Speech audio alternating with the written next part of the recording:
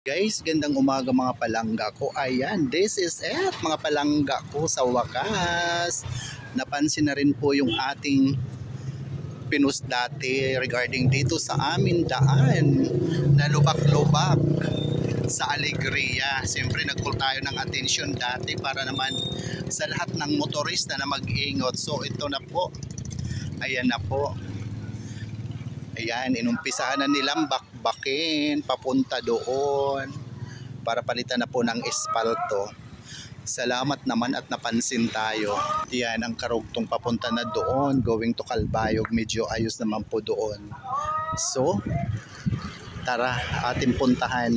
Puntahan natin hanggang doon sa dulo. So yan guys, oh, yan.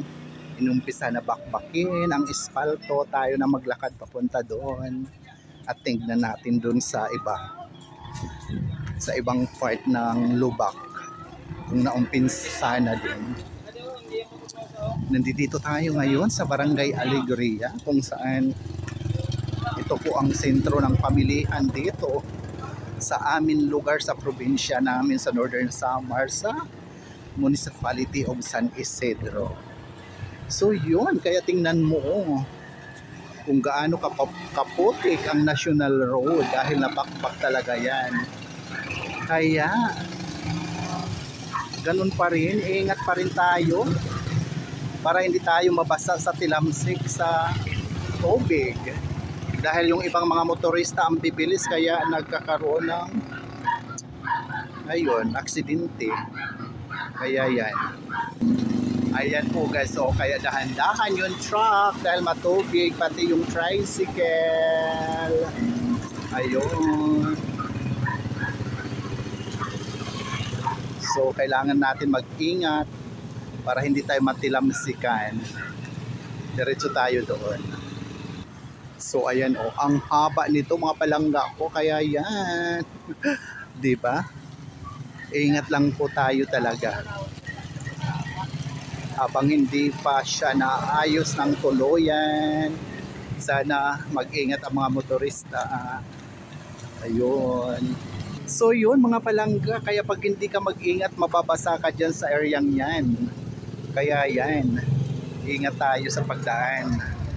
So yun guys, sa ating pagpapatuloy, sa ating pagkuha ng ating video na tayo ay natuwa naman at binigyan tugon ng kinauukulan ng kung ano po atong request regarding dun sa ating daan na sobrang lubak.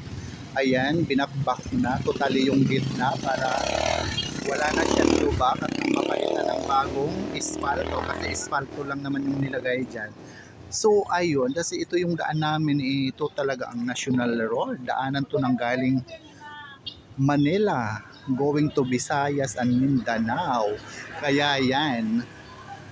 Yan, kaya thank you sa nagtugon na napansin ka agad ang ating unang video. Yan, maraming salamat.